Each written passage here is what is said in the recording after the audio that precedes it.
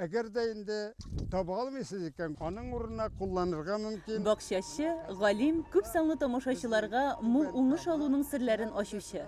Шу, юлларның иң башына әйләнеп кайтыйк әле.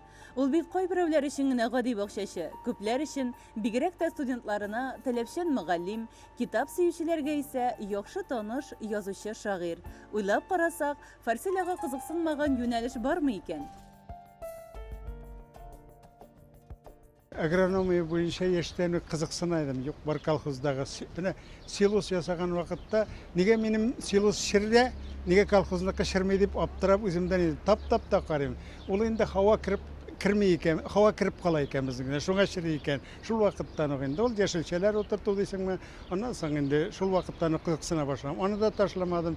Аннан соң инде университетка кергәчтен инде мин шигырьләр яза башлаганым. Минем иптәш укыганда, 5 класста укыганда Зиннур исемле егет үзенә кул салган иде. Менә шуннан соң беренче мин яздым шул вакыттагы шигырь, инде бәйет дип атый дигән ул вакытта. Шул бәйет язганнан соң гел яза башладым 5 класстан бирле.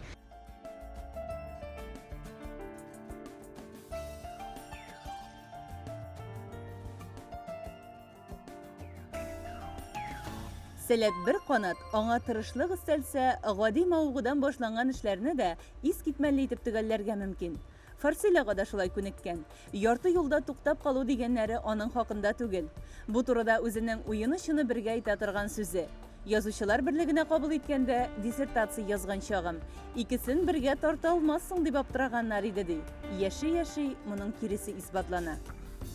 Шуңа күрә инде икесендә бардым яңадан, кеше сүзенә карамыйча, инде әдәбиятны да, сәнгатьне дә дип әйтик, аннан соң инде бакчачылыкны да, агрономияны да, һәм икътисадчы да инде. Күңелләр бик ни булган вакытта саныйм, әле илһам килмәгән вакытта. Санарга мөмкин, ансы икътисад белән шөгыльләнәм.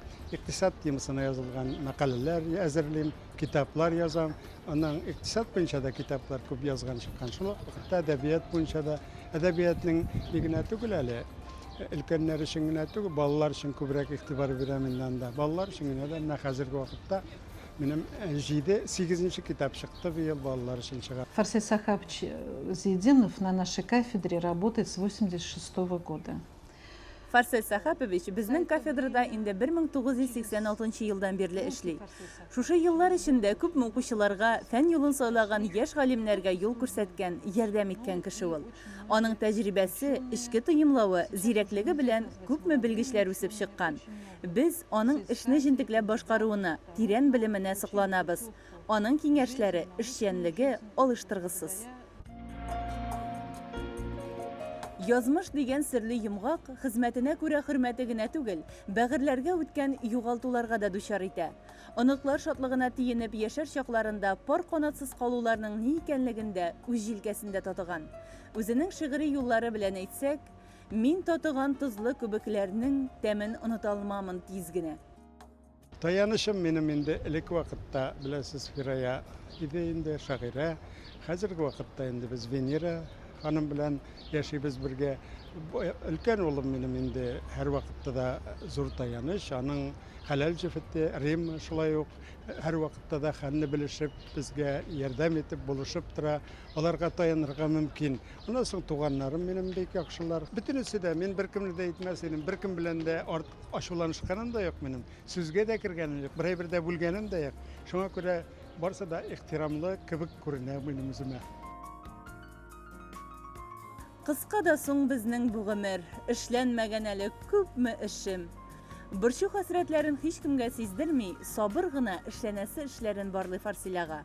Шәкертләре өчен бай эчтәлекле чыгышлар хәзерлисе, әнә мине язда, мине ал дип өзелергә торган шигъри тәлгәшләрен туплыйсы, бакча җимешләренең уңышын кайгыртасы, тамашачыларына белгән серләрен ачасы, әле тагын күпме игелекле гамәлләр. Игелекле дим, чөнки олы йөрәкле, ирешкән дәрәҗәләре белән масаймый, гадилеген саклаган остаз башкача булдыра да алмыйдыр.